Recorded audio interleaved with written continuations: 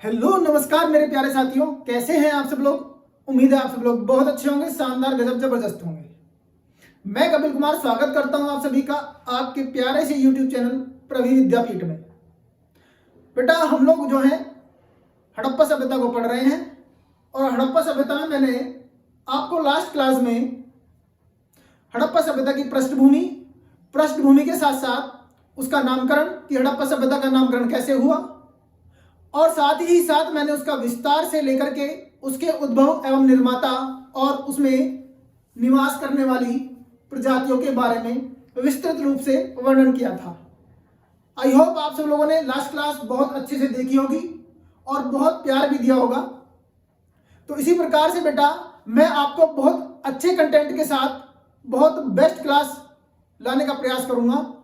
इसी प्रकार आप लोग हमें प्यार देते रहिए ताकि हम आपको बहुत अच्छा कंटेंट ला करके यहाँ पर आपके सामने देते रहें।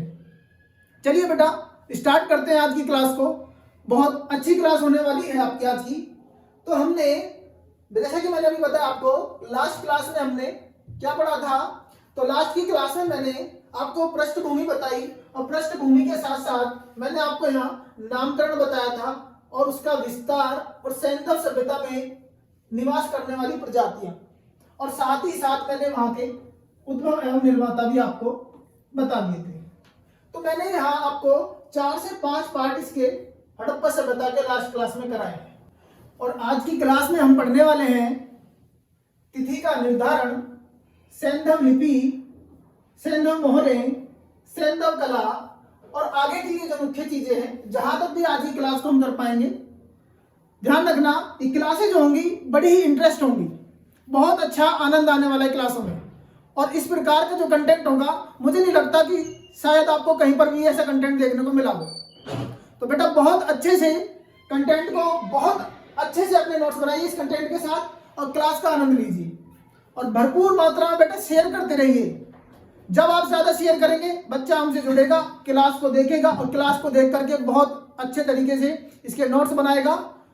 और जो भी बच्चा नया जुड़ेगा और ये जो बच्चा इस बार नया देख रहा है क्लास को, तो बेटा चैनल को सब्सक्राइब कर ले और साथ में बेल आइकन भी दबा लें ताकि आपको आने वाली जो वीडियो होगी वो आपको मिल जाए। दूसरी बात मैं ये कहना चाहूंगा कि लास्ट में मैंने आपको एक छोटा सा पॉइंट बताया था बेटा, आलमगीरपुर वाला। एक बच्चे ने कमेंट भी किया था कि सर आलमगीरपुर मेरठ में है। तो बेटा मैं आपको उसे आज ठीक करा दूं कि आलमगीरपुर जो मैंने आपको बागपत में लिखाया था तो ये बागपत नहीं होकर के बेटा ये आलमगीरपुर ही, जो आलमगीरपुर है ये मेरठ ही है। आप इसे सही कर लेंगे, ये मेरठ में ही पड़ता है।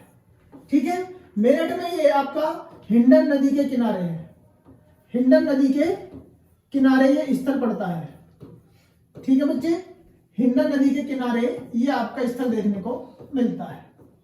ठीक है, इस जो भी बच्चा हमारी क्लास को देखा है, जिसने भी नोट्स बनाया है, वो इसको सुधार कर ले। ठीक है, चलिए ये आपका क्लियर हो जाता है।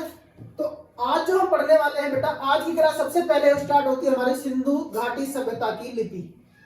सिंधु घाटी सभ्यता की लिपि, तो लिपि कैसी थी? तो वर्तमान समय तक बेटा आज तक भी हम सिंधु घाटी सभ्यता की लिपि को नहीं पढ़ पाए।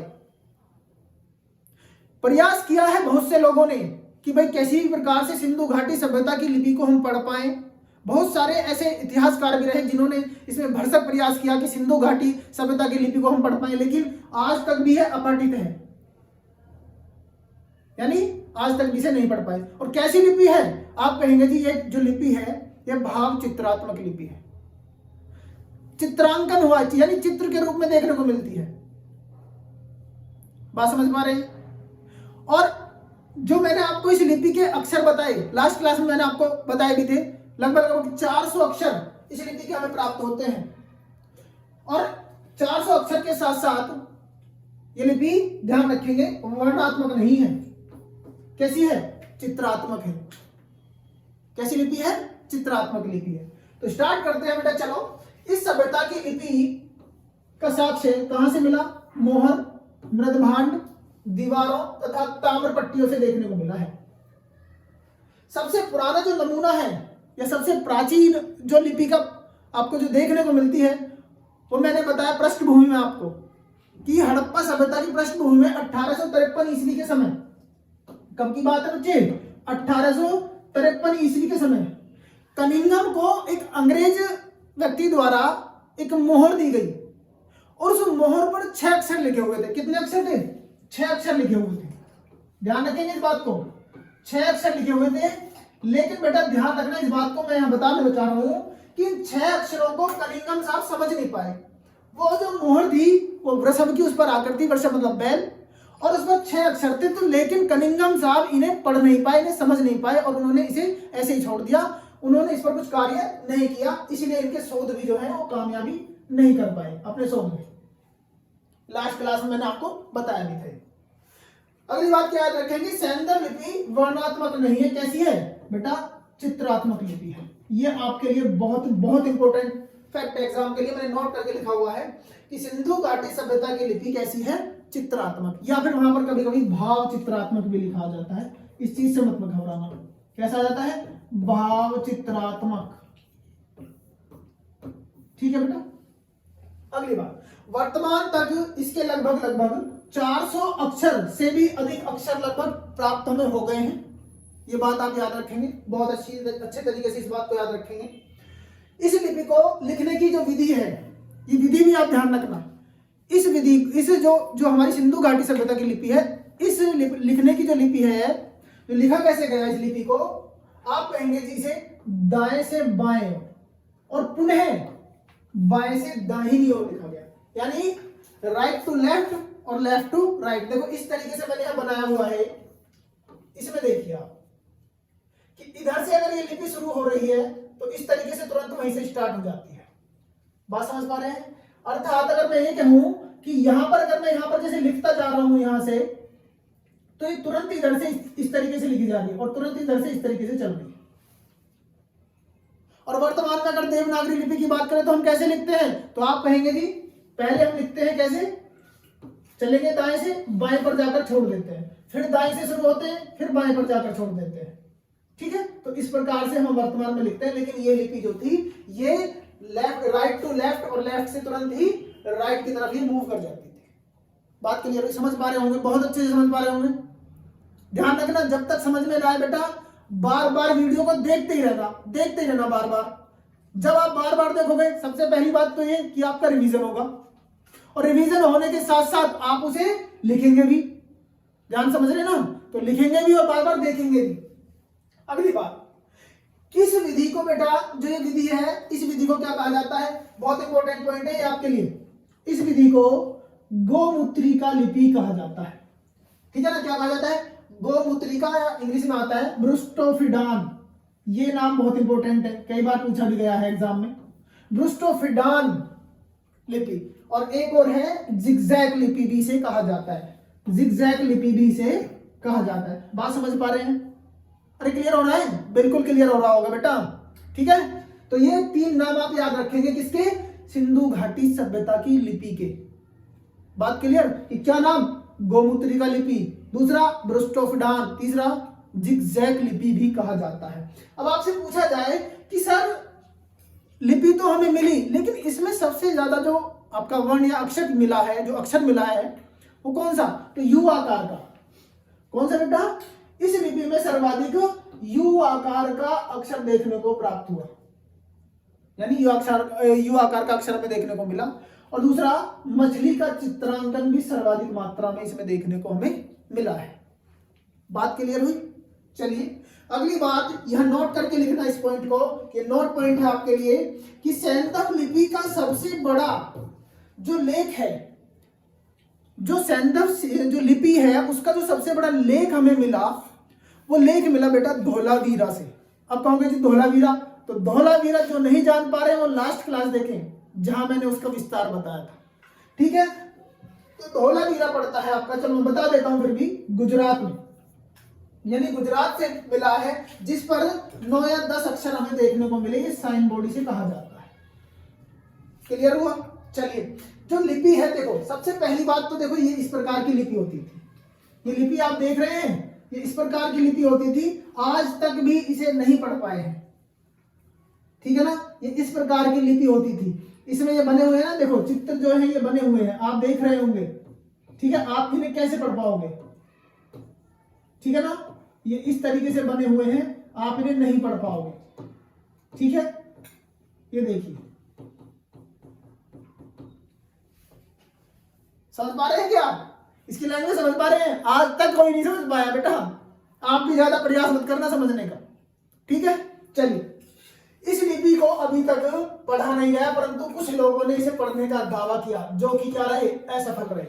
सबसे पहला नाम फादर हेरास और आईडी महादेवन ने इस लिपि को द्रविड़ लिपि कहा है, याद रखना। फादर हेरास और एक नाम आता है आईडी महादेवन, इन लोगों ने इसे द्रविड़ लिपि माना। अगली बात, प्राणनाथ जी आए, प्राणनाथ जी, ठीक है। तो प्राणनाथ और एसआर राव ने इस लिपि को या सेंधम लिपि को भारोपीय बताया है। क्या बताया बेटा, भारोपीय। अब ये भारोपीय शब्द है, ये अलग अलग तोड़ो इसे, जब इसे आप हिंदी में पढ़ते हैं तो तोड़ेंगे ना, तो भारत प्लस यूरोप, इसे दोनों को मिलाकर के बना भारोपीय। अर्थात इन्होंने बताया कि यूरोप और भारत से मिलकर के लिपि का निर्माण हुआ, किसने, एसआर राव और प्राणनाथ ने। लेकिन ये सभी दावे जो है बेटा कैसे हैं, अप्रमाणिक है, ये खारिज कर दिए जाते हैं सभी दावे, ध्यान रखना। तो आप निष्कर्ष यही निकलेगा इसका कि इस लिपि को आज तक पढ़ा ही नहीं गया। निष्कर्ष क्या है, इस लिपि को आज तक पढ़ा नहीं गया है, और इसी कारणवश बेटा हम इसे इस सिंधु घाटी सभ्यता को कहां रखते हैं, बच्चे लोग कहेंगे कहां रखते हैं, तो लास्ट क्लास में देखकर बताना कहां रखते हैं, ठीक है। कमेंट बॉक्स में बताना कहां रखते हैं, क्योंकि बेटा बार बार मैं इन चीजों को बता रहा हूं आपको, क्लियर हुआ। चलिए आगे बढ़ते हैं, और अब हमारी जो क्लास, देखो ये लिपि है, ये पूरा आपको दिख रहा है, ये लिपि है, ये बन रही है, तो देखो ये चित्र बन रहे हैं ना, इस तरीके से, ठीक है, ये लिपि है, ये देखो ये इस तरीके से लिपि बनी हुई है। तो इसे आप भी नहीं समझ पाएंगे कि ये है क्या चीज आखिरकार, ठीक। लेकिन इसमें सबसे ज्यादा जो अक्षर का चित्रांकन मिला बेटा वो यू आकार इस तरीके से बना मिला है, ठीक है। और मछली का चित्रांकन, समझ गए, सभी समझ गए होंगे, बहुत अच्छे से मैंने आपको बताया है। अब पढ़ेंगे बेटा सिंधु घाटी सभ्यता की तिथि का निर्धारण, अर्थात सिंधु घाटी सभ्यता किस किस के मध्य पर, यानी कौन सी ऐसी तिथि थी जिसके मध्य सिंधु घाटी सभ्यता पनपी। अब इस तिथि को लेकर विवाद है। अब विवाद क्यों है, विवाद इसलिए है कि अलग अलग क्षेत्रों में, यानी अलग अलग क्षेत्र, जैसे अलग अलग क्षेत्र से मेरा मतलब यह है कि हड़प्पा सभ्यता का मैंने आपको विस्तार बताया, लगभग 12,99,600 वर्ग किलोमीटर, और अलग अलग क्षेत्रों में जब इन स्थलों की खोज हो रही थी तो इन खोजों के आधार पर ही सब विद्वान अलग अलग इसकी डेट निर्धारित कर रहे हैं।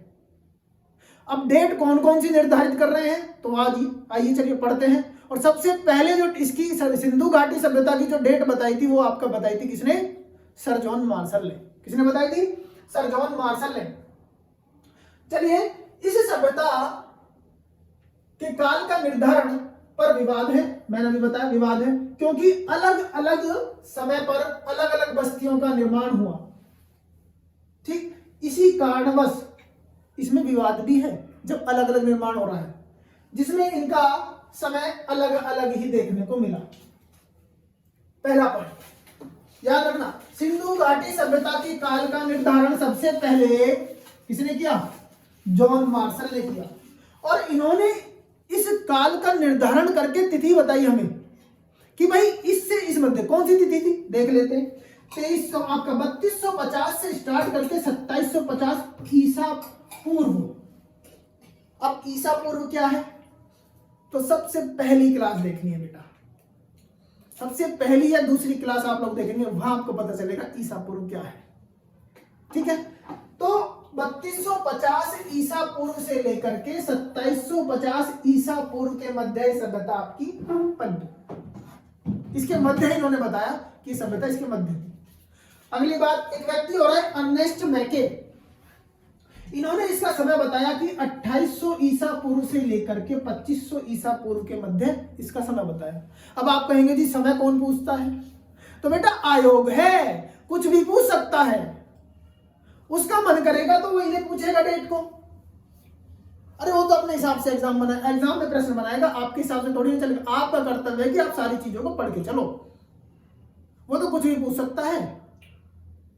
अब यहाँ मैचिंग के लिए प्रश्न बनता है, यहाँ से पीसीएस जैसे एग्जाम हो गया आपका, एनडीए जैसा एग्जाम हो गया आपका, सीडीएस हो गया, या अदर वनडे एग्जाम में भी क्या बनते हैं, आपका ये मैचिंग में बन जाता है कि किस व्यक्ति द्वारा आपका काल निर्धारण किया गया था, मैचिंग कीजिए। अब मिला दो मैचिंग, जिसको आती है वो मिलाएगा और जिसको नहीं आती है वो नहीं मिला पाएगा। अर्थात कहने का मतलब समझ रहे हो आप क्या कहना चाहता हूं मैं, जो कपिल सर की क्लास देखेगा वो समझ जाएगा, वो कर पाएगा, जो नहीं देखेगा वो रह जाएगा। समझे? चलो, सर्वप्रथम ध्यान रखना एक बात, सर्वप्रथम 1932 ईस्वी में सीजे गैड ने सैंडम मोहरों के आधार पर, यानी मोहर के आधार पर सबसे पहले किसने काल का निर्धारण किया, तो कौन नाम है, सीजे गैड। नाम याद रखना। कौन सा बताया काल, 2350 से ईसा पूर्व से लेकर के 1700 ईसा पूर्व के मध्य इन्होंने काल बताया। ठीक है, आप चाहें तो स्क्रीनशॉट मार करके भी इसे रख सकते हो, भविष्य में काम आएगा। हालांकि मेरे हिसाब से इसके नोट्स अगर आप अपनी कॉपी में लिख लोगे तो ज्यादा बेटर रहेगा, कभी भविष्य में स्क्रीनशॉट खत्म हो गया तो आप भूल जाओगे। ठीक है, अगला फेयर सर्विस के अनुसार 2000 से 1500 ईसा पूर्व के मध्य इसका काल रहा। अगला मार्टिमर व्हीलर ने सर्वप्रथम 2500 से 1500 इसका काल बताया, कब से, 2500 ईसा पूर्व से लेकर 1500 ईसा पूर्व तक। लेकिन मार्टिमर व्हीलर दोबारा इसमें बदलाव करते हैं और बदलाव करके कहते हैं कि ना, इसका काल टाइम जो है, इसका समय है, ये नहीं है कि 2500 से 1500, ये कहते हैं कि इसका समय 2500 से लेकर के 1700 ईसा पूर्व है। ठीक है ना, 2500 से लेकर के 1700, देखो यहां पर थोड़ा मिस्टेक है बेटा। ठीक है ना, 2500 से लेकर के क्या है, 1700 ईसा पूर्व है। ठीक है, चलो 2500 से लेकर 1700 ईसा पूर्व इन्होंने अपना बाद में बदलाव कर दिया। अब आता है कार्बन डेटिंग। तो कार्बन डेटिंग के नियम के आधार पर सिंधु घाटी सभ्यता का जो समय है वो 2350 ईसा पूर्व से लेकर के 1750 ईसा पूर्व तक है बच्चे। ये आपसे डायरेक्ट एग्जाम में पूछा जाए तो आप कर पाए तो ज्यादा अच्छा रहेगा, वरना बेटा एक एक क्वेश्चन की इतनी अहमियत, इतनी कीमत होती है कि अगर एक नंबर से सिलेक्शन रुक जाता है ना तो उसके जिगर या दिल से पूछ कर देखो कि उस पर क्या बीत रही है। तो इसलिए सभी चीजों को बहुत अच्छे से पढ़िए। ठीक है, तो कार्बन डेटिंग के आधार पर 2350 से 1750 एक व्यक्ति आए डीपी अग्रवाल। डीपी अग्रवाल अर्थात धर्मपाल अग्रवाल। तो धर्मपाल अग्रवाल ने भी कार्बन डेटिंग को आधार मानकर इसकी तिथि का निर्धारण किया और बताया कि 2350 ईसा पूर्व से 1750 ईसा पूर्व के मध्य सिंधु घाटी सभ्यता वो अपना विस्तार पूर्वक इसने, जो सिंधु घाटी सभ्यता थी वो पनपी थी। अब बच्चे कहेंगे एनसीईआरटी, एनसीईआरटी क्या कहती है जी, हम तो एनसीईआरटी का मानेंगे। बिल्कुल बेटा मान लो, एनसीईआरटी के आधार पर सिंधु घाटी सभ्यता का जो काल है वो आपका 2500 ईसा पूर्व से लेकर के 1800 ईसा पूर्व है।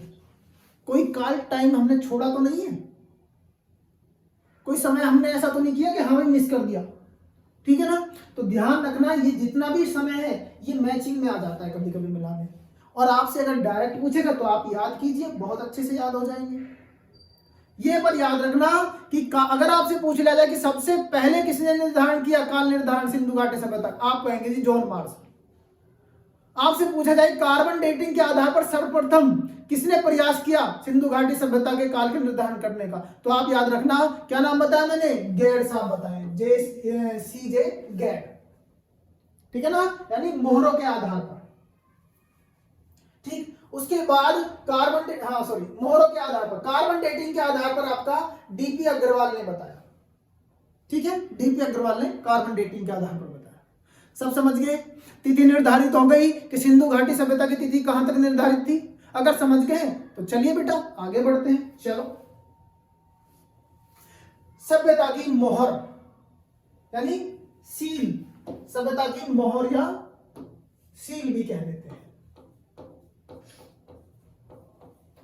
ठीक, तो सिंधु घाटी सभ्यता की मोहरें मुख्यतः किसकी बनी हुई थी, मिट्टी की। सेल खड़ी, ध्यान रखना इंपॉर्टेंट फैक्ट है, सेल खड़ी की बनी हुई थी। परंतु अपवाद भी है, परंतु अपवाद भी है, और अपवाद एग्जामिनर बहुत अच्छे से सोच समझ कर रखता है। तो इसलिए याद रखें अपवाद को। अपवाद क्या है कि यहां पर धातु की मोहर भी मिली, और धातु आप समझ जाएंगे कि सिंधु घाटी सभ्यता कैसी सभ्यता है, तो लास्ट क्लास में बताया कि कांस्य युगीन सभ्यता है। अगर कांस्य युगीन सभ्यता है तो कांसे का प्रयोग यहां हुआ होगा, कांसे के साथ साथ तांबा पहले आ चुका है तो तांबे का भी प्रयोग होगा। तो ध्यान रखेंगे, ऐसे कौन सा स्थल है, लोथल और देशलपुर, इन दो जगह से आपका धातु की मोहर मिली, अपवाद स्वरूप है ये बात, ठीक है। इंडस वैली सिविलाइजेशन की सर्वाधिक मोहरें किसकी बनी हुई थी बेटा, सेल खड़ी की बनी हुई थी। इंपॉर्टेंट फैक्ट आपके एग्जाम के लिए, आपसे पूछा जाता है कि मोहर कैसी बनी थी, आप बताएंगे जी धातु की बनी हुई मिली है, मिट्टी की भी बनी हुई मिली है, पके पका करके बना देते थे। दूसरा आप कहोगे जी सेल खड़ी की, लेकिन सर्वाधिक मोहरें किसकी बनी हुई है, सेल खड़ी की। और कैसा आकार होता था, वर्गाकार, आयताकार, ठीक है ना, ये मैंने लिखा हुआ है बेलनाकार, ठीक है, ये इस तरीके से, या वृत्ताकार, वृत्ताकार यानी गोलाकार, इस प्रकार से ये बनी हुई थी। अब बात आती है कि इनमें सर्वाधिक जो मोहर थी वो कौन सी प्रचलित थी, यानी प्रचलन में सबसे ज्यादा कौन सी मोहर थी, तो आप कहोगे प्रचलित जो मोहर थी वो थी आपकी वर्गाकार। कैसी थी, वर्गाकार। और वर्गाकार में इसका आकार जो होता था मोहर का, याद रखेंगे बच्चे लोग, क्या याद रखेंगे सभी बच्चे लोग, कि इसका जो आकार था वो 2.8 सेंटीमीटर से 2 गुना 2.8 सेंटीमीटर का आकार, इस प्रकार से ये बनी हुई। अगर ये 2.8 है तो ये भी 2.8 है। अब आप समझ पा रहे हो कितने ज्ञानी लोग हैं, यानी मापन का भी निर्धारण कर रहे हैं, यानी प्रौद्योगिकी भी वहां के लोगों को बहुत अच्छे से आती थी। पढ़ाऊंगा, बहुत अच्छे से पढ़ाऊंगा, एकदम बेस्ट कंटेंट के साथ। ऐसा नहीं है बेटा, अगर आप लोग मेरे साथ जुड़ रहे हो ना तो बहुत अच्छी चीज पाओगे, बहुत अच्छा कंटेंट पाओगे। ऐसा नहीं होगा कि कपिल सर के साथ जुड़ गए हैं, अरे ये सब चीजें तो सभी पढ़ा रहे हैं, कुछ हटके भी तो देखो।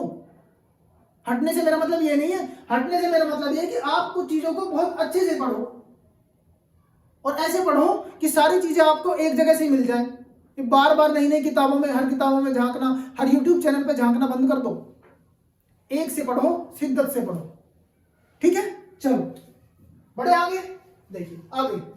अब बात आती है चित्रांकन, यानी चित्रांकन कैसा मिला, तो भागते हुए हिरण का चित्रांकन मोहरों पे मिला, बीज बोने वाला यंत्र मोहरों पर मिला, घड़ियालों का मिला, गरुड़ का मिला, व्याघ्र का मिला। तो ये सब जो है आपको देखने को मिलते हैं, ठीक है। खरगोश का भी देखने को मिला, व्याघ्र का भी देखने को मिलता है, गेंडा, भैंसा, ठीक है। इस प्रकार से ये 12 सिंह और हाथी वगैरह के भी देखने को यहाँ मिल जाते हैं। दूसरा योगासीन पुरुष, योगा की मुद्रा में बैठे पुरुष, उनकी जो चित्रांकन वो देखने को मिलता है। पुरुष के पीछे फन फैलाए हुए सर्प का चित्रांकन, एक पुरुष आगे बैठे हैं, उनके पीछे क्या हो रहा है, सर्प ने फन फैला रखा है, ऐसा चित्रांकन मोहर पे यानी देखने को मिला। साथ ही साथ हाथी, बारहसिंगा इत्यादि की देखने को हमें चित्रांकन मिल जाता है। अब ये मिला तो सही, अगर आपसे एग्जामिनर में प्रश्न बदल दे और पूछ ले कि सिंधु घाटी सभ्यता में या सिंधु घाटी सभ्यता की मोहरों पर सर्वाधिक चित्रांकन किसका मिला, अब फंस जाओगे। अब यहां ऑप्शन तो इनमें से देगा, इन सभी से तो देगा, तो आप बच्चे याद रखेंगे कि किसका मिला। आप लोग कहोगे जी पीपल के जो पत्ता होता है ना, पीपल का, उस पीपल का मिला, ठीक है ना। पीपल का चित्रांकन मिला और एक सींग वाले पशु का मिला। ध्यान रखना, दूसरे नंबर पर एक सींग वाला पशु आएगा, पहले नंबर पर पीपल आएगा। बात क्लियर हुई, सभी को क्लियर हो गई। आगे बढ़ेंगे। इस सभ्यता की मोहरों पर गाय, घोड़ा एवं ऊंट, इंपोर्टेंट फैक्ट है, बहुत बहुत इंपोर्टेंट फैक्ट है ये। किस किस का, गाय, घोड़ा एवं ऊंट का अंकन नहीं मिला। ऊंट का अंकन नहीं मिला, जोर दे रहा हूं मैं यहां पर, नहीं मिला, नहीं मिला, याद रखना, एग्जाम में पूछे जाते हैं ये। कि ऐसी कौन यानी सिंधु घाटी सभ्यता में किस जानवर का चित्रांकन हमें देखने को नहीं मिलता? 3 जानवर, गाय, घोड़ा, ऊंट। ठीक है। आगे, इस सभ्यता की मोहरों से लिपि एवं सैंधव धर्म की अधिकतम जानकारी मिलती है। किसकी जानकारी? लिपि की जानकारी मिलती है और सैंधव धर्म की भी अधिकतम जानकारी मिलती है। धर्म की क्यों मिलती है? क्योंकि बेटा यहां पर प्रकृति की पूजा होती थी, पीपल का अंकन मिल रहा है, स्वास्तिक जैसा चिन्ह जिसे आप वर्तमान में सतिया कहते हो ना, वही है स्वास्तिक चिन्ह, उसका चित्रांकन देखने को मिला। एक श्रृंगी यानी एक सींग वाले पशु का चित्रांकन देखने को हमें मिलता है। तो इसलिए धार्मिकता की ओर ज्यादा दर्शा रहा है। सिंधु घाटी सभ्यता की सर्वाधिक जो मोहरें अगर आपसे पूछे, यानी सबसे ज्यादा 68% मोहरें मोहनजोदड़ो से और 19% मोहरें आपका हड़प्पा से मिली। अन्य जगहों से भी आपका 13% लगभग मोहरें प्राप्त हो जाती है। क्लियर हो सभी के? आगे, इन मोहरों के माध्यम से ही पता चलता है कि आईवीसी का व्यापार अन्य सभ्यताओं से भी था। बहुत इंपॉर्टेंट फैक्ट। किसके माध्यम से? मोहर के माध्यम से। ऐसा पता चलता है कि सिंधु घाटी सभ्यता का व्यापार अन्य सभ्यताओं से भी था। और अन्य सभ्यताएं अगर आपको जाननी है तो लास्ट क्लास में जाइए, मैंने आपको बताया था मेसोपोटामिया की सभ्यता, चीन की सभ्यता, ठीक है, मिस्र की सभ्यता। बात समझ गए? तो उनसे अगर व्यापार की बात होती, लोथल है, लोथल क्षेत्र है गुजरात का, वहां हमारा एक बंदरगाह, वो तो क्या था? बंदरगाह स्थल। तो वहां पर ऐसी मेसोपोटामिया की हमें क्या मिली? मोहर भी मिली। तो ऐसा लगता है कि यहां से व्यापार भी होता था। ऐसा माना जाता है कि व्यापार, जब चीजें मिल रही हैं तो सीधा सीधा सा स्पष्ट या सिद्ध बात हो जाती है कि यहां से व्यापार होता था, आयात भी होता था और निर्यात भी होता था। ठीक है। तो ये बात क्लियर करती है कौन सी चीजें? मोहर ये बातें को क्लियर कर देती है कि इन चीजों से हमें पता चलता है कि भारतीय जो सिंधु घाटी सभ्यता है उसका व्यापार भी होता था अन्य सभ्यताओं से। क्लियर हुआ? देखो ये रही मोहर, ये मोहर आप देखो जान पाएंगे। ठीक है ना? मैंने आपको बताया ना सर्वाधिक मात्रा में वर्गाकार मिली, हालांकि गोल इस प्रकार की भी मिली है, ठीक है ना, गोलाकार, लेकिन वर्गाकार फॉर्म में आप देख रहे होंगे ज्यादा देखने को मिल रही होंगी। ये देखो इस तरीके की। ठीक है। ये है बेटा आपका एक सींग जो दिख रहा है ना, एक श्रृंगी वाला पशु, अर्थात एक सींग वाला गेंडा भी कहते हैं इसे। ठीक, ये रहा।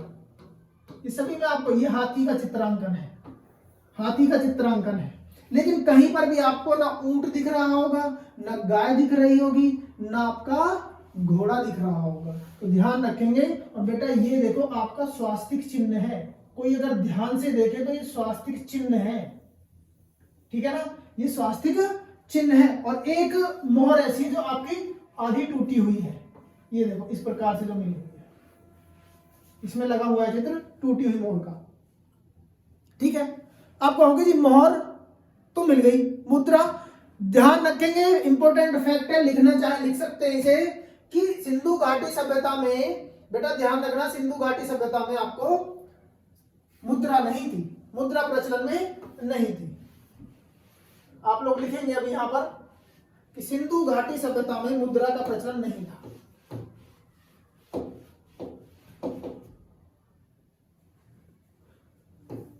मुद्रा का प्रचलन नहीं था, प्रचलन नहीं था। इंपॉर्टेंट फैक्ट भी मैंने आपको साथ साथ लिखवा दिया। मोहर चलती थी, मुद्रा नहीं। क्लियर हुआ? आगे बढ़ते हैं। और आगे सैंधव की कला यानी सिंधु घाटी सभ्यता की कला क्या है? इसके अंतर्गत प्रस्तर मूर्तियां, धातु मूर्तियां, मृदभांड, मनके, स्वर्ण आभूषण, अन्य बहुत सारी चीजें रख दी जाती है सिंधु घाटी सभ्यता की कला के अंतर्गत। क्लियर हुआ? देखते हैं। सबसे पहले हमारा पॉइंट आता है प्रस्तर मूर्तियों का। इसका आता है प्रस्तर मूर्तियों का, यानी प्रस्तर का अर्थ होता है बेटा पत्थर, ठीक है ना, पत्थर, पत्थर की मूर्तियां।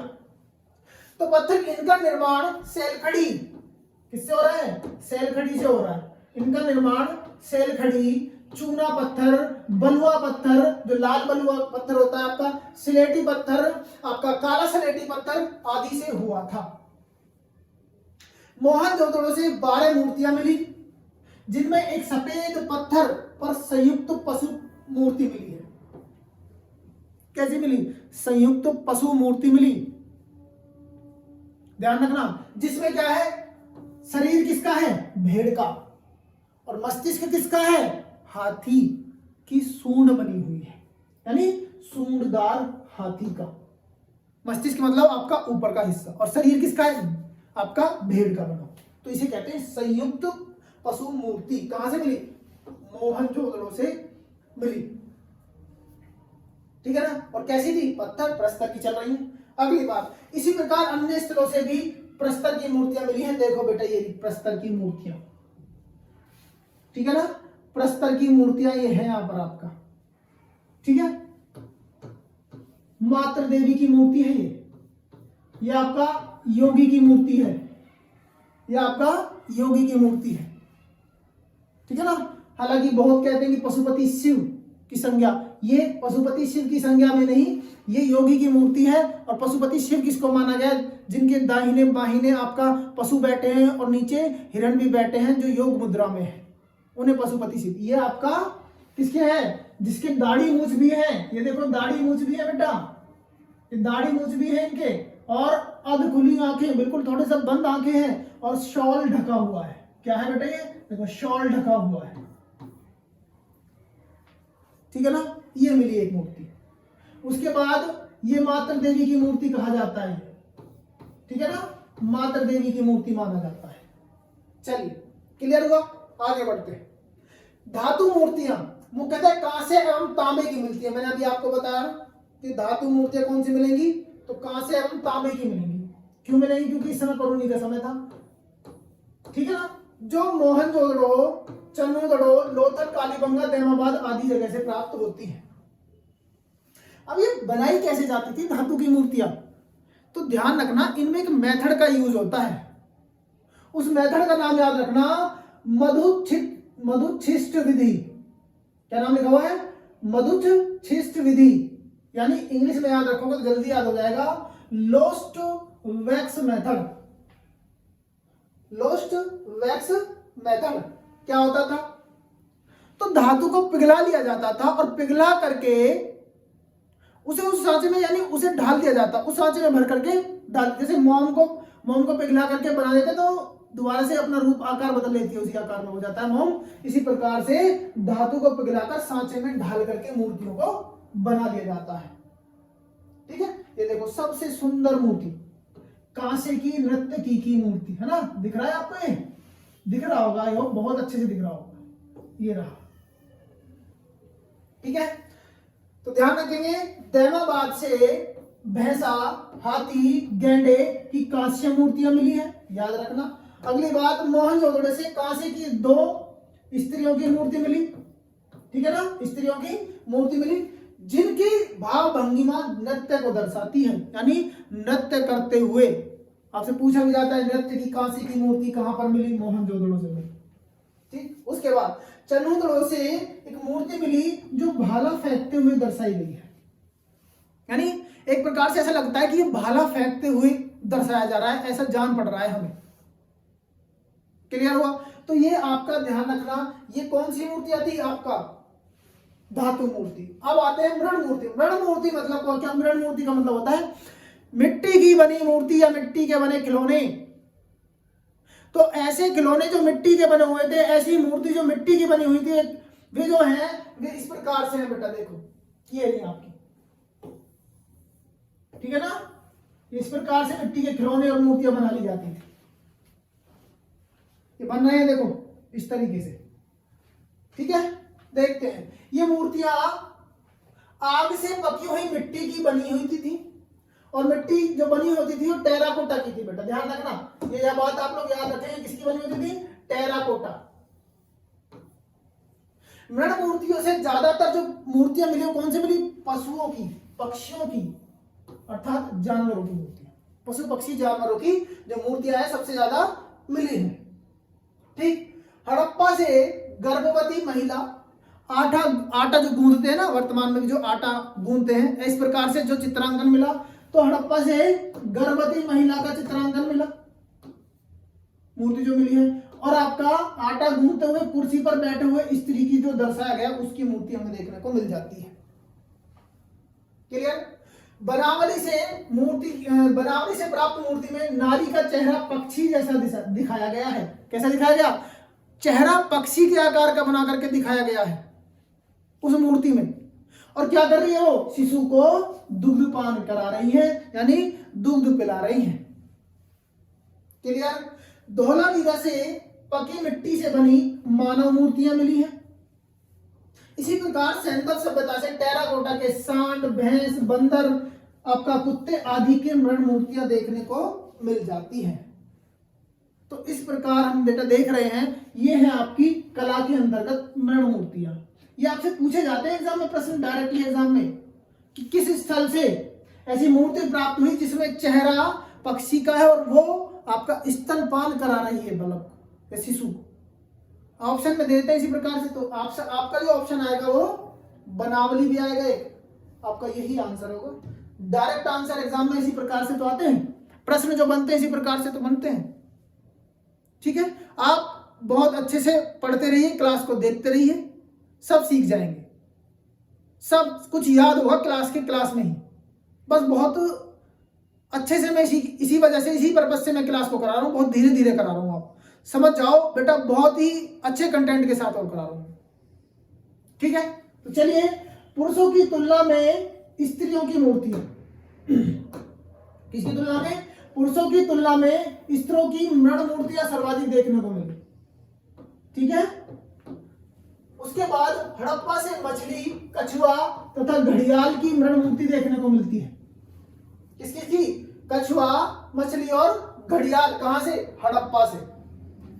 पशुओं में सबसे अधिक कुबड़दार बैल तथा पक्षियों में सर्वाधिक गौरैया की मृण मूर्ति देखने को मिली।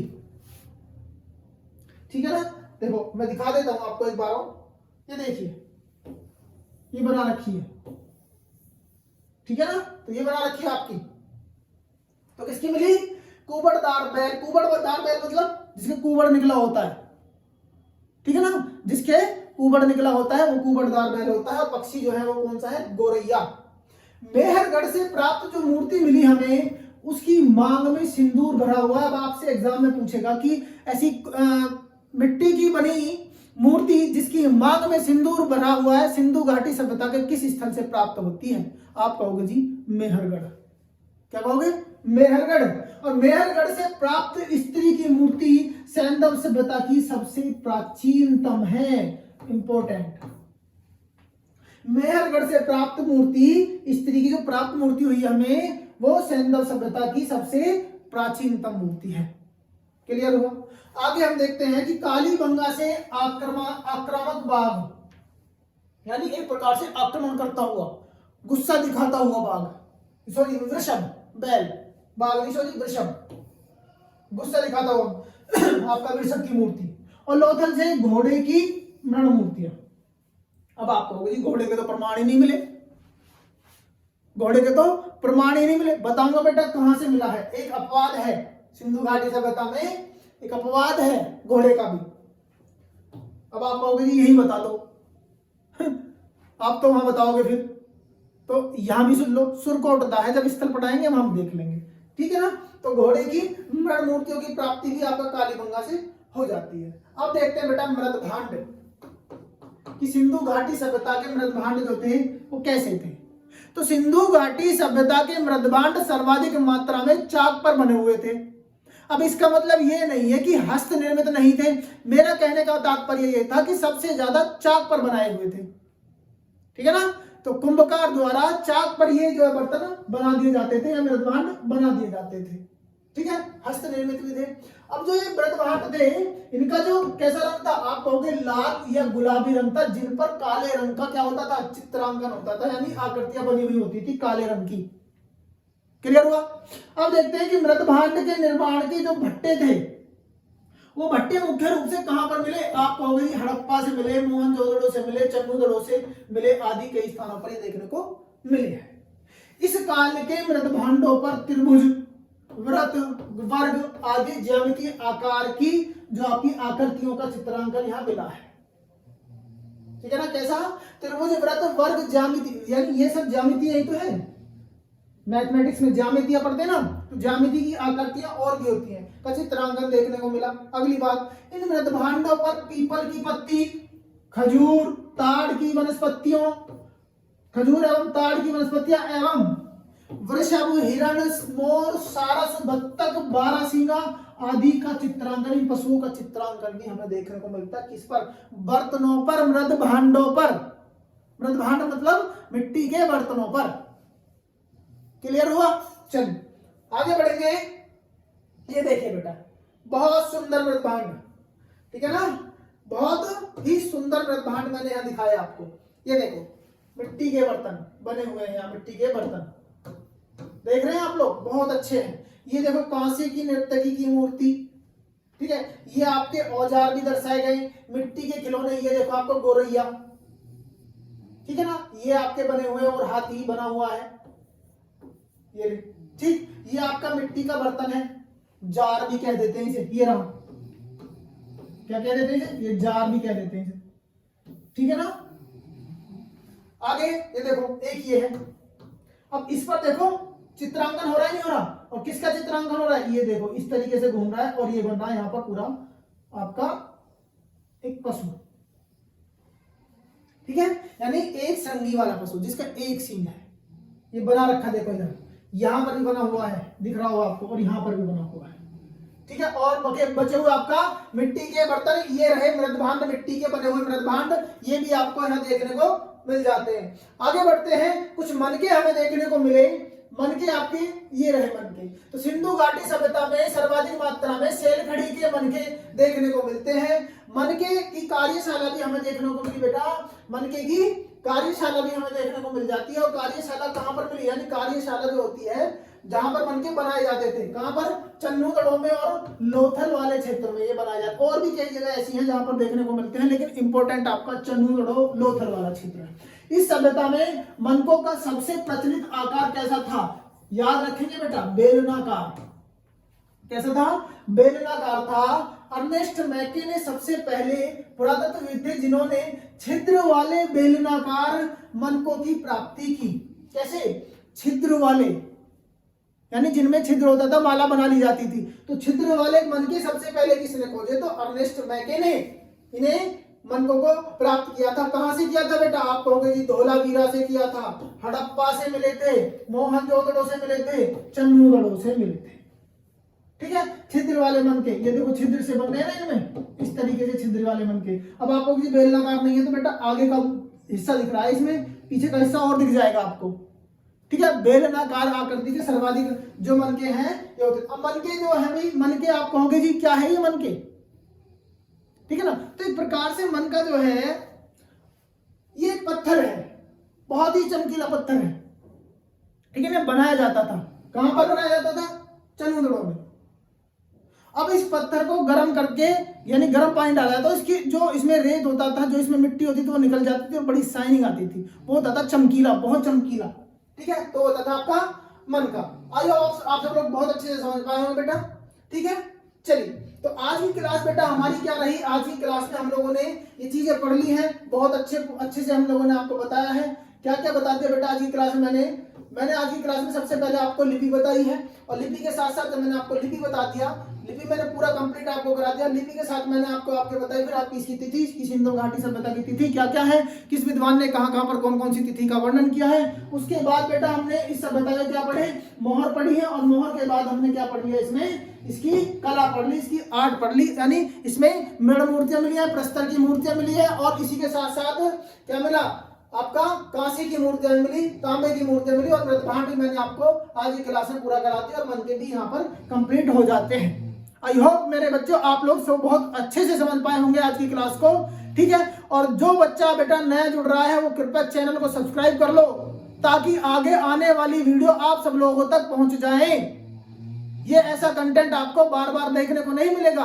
बात समझ पा रहे हैं? नहीं समझ पा रहे हैं? ठीक है ना।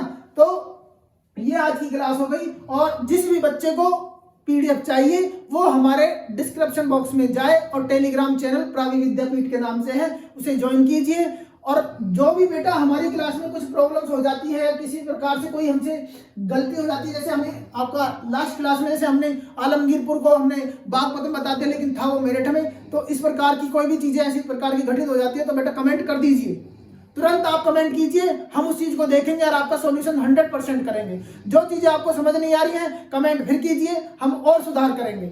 तो बेटा आपका जो कमेंट होगा वो हमें बहुत ज्यादा सहानुभूति, यानी हम एक प्रकार से ये सोचते हैं कि हाँ बच्चा हमें देख रहा है और हमें समझ पा रहा है, उसे क्या चाहिए क्या नहीं चाहिए, क्या वो मांगना चाहता है हमसे कि हमें और ज्यादा कंटेंट चाहिए। तो बेटा कमेंट के माध्यम से आप हमें सब चीजें बता दीजिए, क्या क्या आप कि जैसे मान लो किसी को कुछ प्रॉब्लम आती है, किसी को कुछ प्रॉब्लम आती है कि सर ये पढ़ाइए, क्या क्या हम आपको चाहिए वो हमें बताते रहिए। और बेटा वीडियो को ज्यादा से ज्यादा बच्चों तक शेयर भी कर दीजिए, ये मेरा कहना है कि सबसे ज्यादा जगह पे वीडियो को पहुंचाइए। और आपका भरपूर प्यार अगर हमें इसी प्रकार से मिलता रहेगा तो इसी प्रकार के साथ बेटा हम लोग बहुत अच्छे अच्छे कंटेंट के साथ आपको कंप्लीटली रूप में प्रोवाइड कराते रहेंगे, ऐसा ही मटेरियल और इसी वीडियो के साथ। ठीक है, मिलते हैं बेटा आप सब लोगों से नेक्स्ट वीडियो में, तब तक के लिए जय हिंद जय भारत।